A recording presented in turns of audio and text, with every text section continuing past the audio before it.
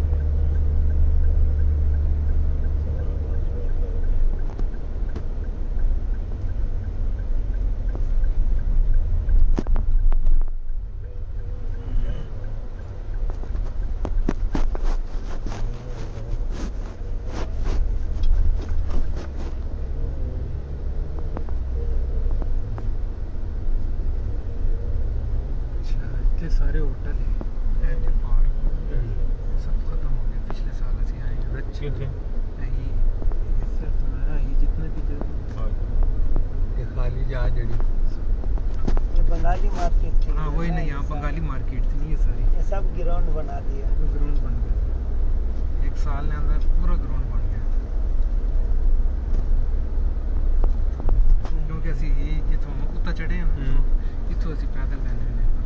अच्छा